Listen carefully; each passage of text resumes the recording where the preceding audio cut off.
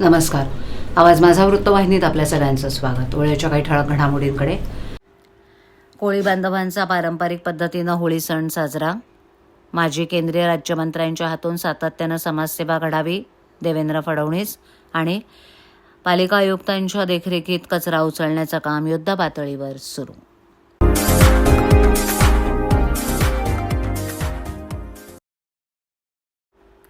फाल्गुन महिन्यात येणारा होळीचा सण म्हणजे उत्साह आणि जल्लोषाची पर्वणी. महाराष्ट्रात विशेषतः कोकणात शिमगा म्हणजेच होळी हा सण साजरा करण्याची पारंपरिक प्रथा चालत आली आहे. त्याचप्रमाणे ठाण्यातील चेंदणी कोळीवाडा इथे एक गाव एक होळी ही प्रथा अनेक वर्षांपासून जोपासली जाते. दरवर्षीप्रमाणे यंदाही होळीच्या पूर्वसंध्येला चेंदणी कोळीवाडा येथील सिडको बस स्टॉप इथे कोळी बांधवांनी चेंदणी कोळीवाडा कोळी समाज ट्रस्टच्या माध्यमातून एकत्र येऊन पारंपरिक पद्धतीनं शिमगा म्हणजेच होळीचा सण साजरा केला.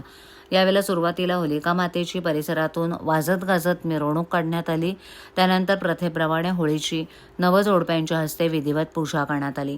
यावेळेला कोळी समाजाच्या महिला आणि पुरुषांनी पारंपरिक वेशभूषा करत होळीभोवती फेर धरल्यानं होळीचा उत्साह द्विगुणित झाला होता.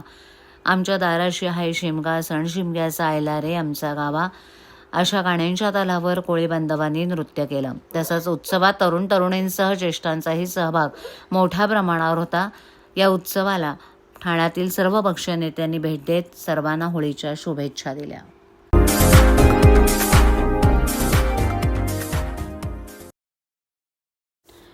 माजी केंद्रीय राज्यमंत्री कपिल पाटील यांच्या हातून सातत्यानं अशीच समाजसेवा घडत राहावी अशी मी प्रार्थना करतोय, असं प्रतिपादन मुख्यमंत्री देवेंद्र फडणवीस यांनी केली आहे.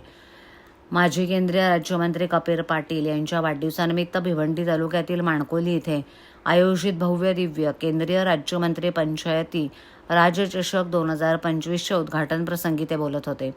यावेळेला माजी केंद्रीय राज्यमंत्री कपिल पाटील, आमदार निरंजन डावखरे, आमदार सुलभा गायकवाड, जिल्हाधिकारी अशोक शिंगारे, क्रिकेटचे विविध संघ, खेळाडू, प्रेक्षक मोठ्या संख्येनं उपस्थित होते. मुख्यमंत्री फडणवीस पुढे म्हणाले की मला आनंद आहे की या स्पर्धेला माझी दरवर्षी उपस्थिती असते. मात्र यावर्षी मुख्यमंत्री झाल्यानंतर हजेरी लावण्याची इच्छा असताना देखील येता येईल की नाही अशी परिस्थिती होती. कारण अधिवेशन सुरू होतं. आज इथे इतका मोठा कार्यक्रम होतोय. बक्षीस म्हणून 51 बाईक्स आहेत, 2 इलेक्ट्रिक कार आहेत. मला असं वाटतं की या ठाणे जिल्ह्यातील सर्वात मोठा सोहळा हा कपिल पाटील यांच्या जन्मदिवसाच्या निमित्तानं होतोय. संपूर्ण देशातून खेळाडू या स्पर्धेत सहभागी झालेत. ते म्हणाले की कपिल पाटील यांचा स्वभाव आहे की ते कुठलीही गोष्ट लहान होऊ देत नाहीत. भव्यता हा त्यांचा स्वभाव आहे. त्यामुळे कुठलीही गोष्ट करायची तर ती भव्य दिव्यच करायला हवी, ही त्यांची खासियत आहे. मुख्यमंत्री फडणवीस पुढे म्हणाले की कपिलजी सांगत होते की माझी झालो तरी लोक मोठ्या संख्येनं आलेत, मात्र आपण कधीच माझे होत नाही. निवडणुका येत असतात, जात असतात. लोकांच्या मनामध्ये आपण कायम असायला हवं. लोकांच्या मनातून माझी झालो नाही म्हणजे सगळं मिळवलं असं समजायचं. कपिल पाटील यांना वाढदिवसाच्या शुभेच्छा देत फडणवीस शेवटी म्हणाले की कपिल पाटील यांच्या हातून सातत्यानं अशीच समाजसेवा घडत राहो ही ईश्वरचरणी प्रार्थना करतो.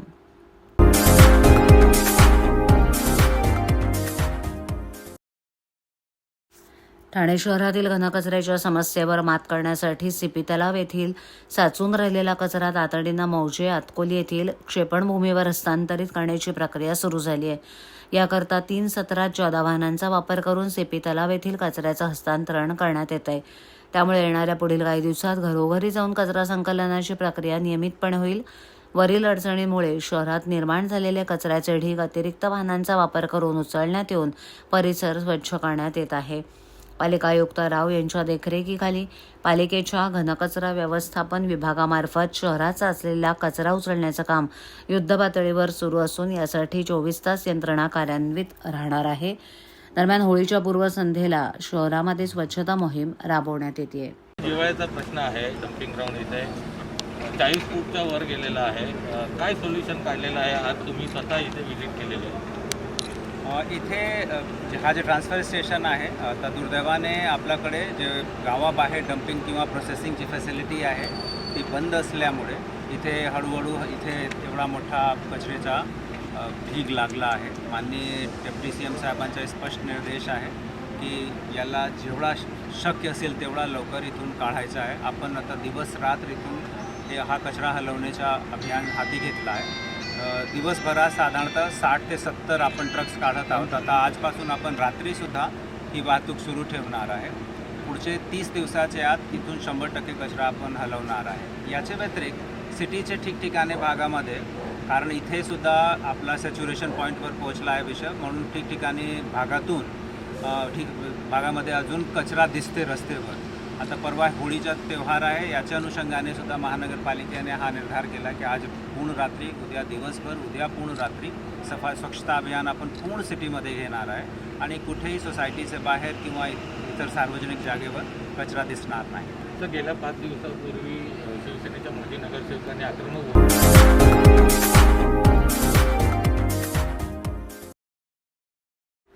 शहरातील पालिका समस्या दिवसेंदिवस अधिक गंभीर होत चालल्या आहेत.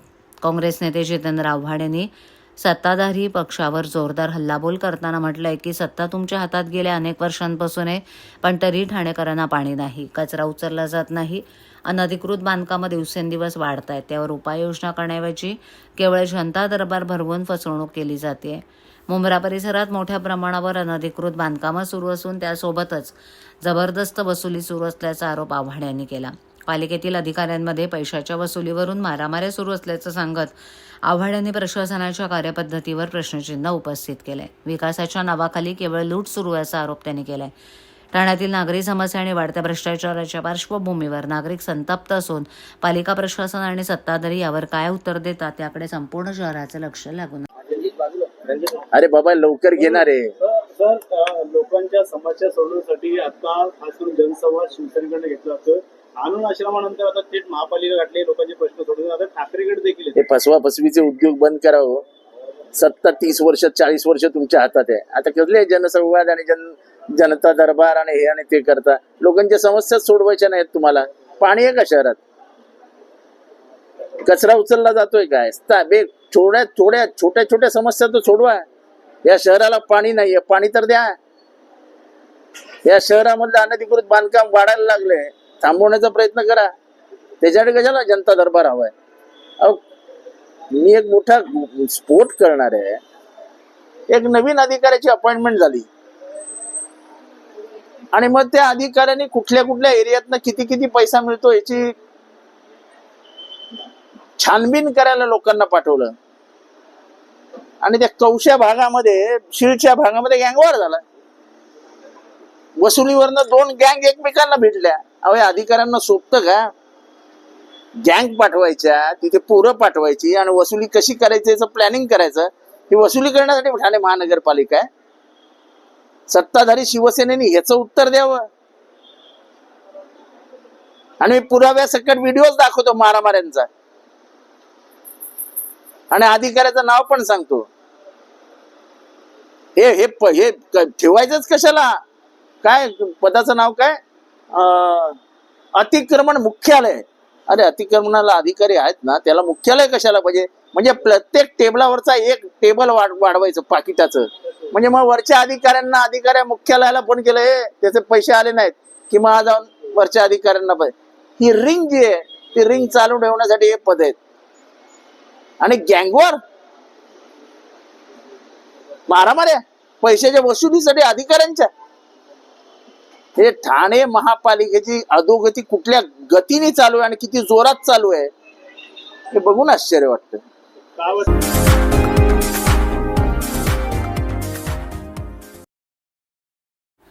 वर्दळीचा परिसर असलेल्या टेंबी नाक्याजवळील चरई भागात एका रात्रीत तब्बल 14 दुकानं चोरांनी फोडली असल्याचा प्रकार उघडकीस आलाय. ठाणे शहरातील प्रत्येक पोलीस ठाण्यामध्ये मनुष्यबळ कमी असतानाही शेकडो पोलीस VIP आणि मेंढ्यांच्या मर्जीतील पदाधिकाऱ्यांच्या सिक्युरिटीत अडकले आहेत आणि त्यामुळेच ठाण्यात चोर माजले असून घरफोड्या आणि दरोडे वाढलेत. दरम्यान भरबस्तीत भुरट्या चोरांनी सलग 14 दुकानं फोडल्यानं भीतीचं वातावरण पसरलंय. टेंबी नाक्यापासून हाकेच्या अंतरावर असलेल्या चरई भागात अनेक व्यावसायिक दुकानं आहेत. व्यापारी दुकानं उघडण्यास आल्यानंतर त्यांना गाळ्याचं शटर उचकटल्याचं आढळून आलं. एकूण 14 दुकानांचं शटर उचकटून चोरीचा प्रयत्न झाल्याचं दिसलं. या घटनेची माहिती व्यापाऱ्यांनी नौपाडा पोलिसांना दिल्यानंतर नौपाडा पोलीस आणि गुन्हे अन्वेषण शाखेच्या पथकानं घटनास्थळी धाव घेत माहिती घेतली. या प्रकरणी दुकानदार मालकांचे जबाब नोंदवले गेलेत. यातील 8 दुकानांमधून चोरट्यांनी 27,950 रुपयांचा मुद्देमाल लांबवला असल्याची माहिती पोलिसांनी दिली. या प्रकरणी नौपाडा पोलीस ठाण्यात गुन्हा दाखल करण्यात आला असून पोलीस चोरांचा शोध घेत आहेत. 14 दुकानांचं शटर उचकटून चोरीचा प्रयत्न झाल्याची बाब उघडकीस आली आहे. दरम्यान दुकानातील सीसीटीव्हीत चोर कैद झाला असून चोरटा तरुण दुकानात वावरताना दिसतोय. दरम्यान नौपाडा पोलीस या प्रकरणाचा अधिक तपास करत आहेत. आवाज माझावरील एखादी बातमी पाहायची राहून गेली असल्यास यूट्यूबवर येथे तुम्ही पाहू शकता. तर मग नक्की सबस्क्राईब करा आवाज माझा. आजच्या ठळक घडामोडी शेवटी पुन्हा एकदा. कोळी बांधवांचा पारंपरिक पद्धतीनं होळी सण साजरा. माजी केंद्रीय राज्यमंत्र्यांच्या हातून सातत्यानं समाजसेवा घडावी.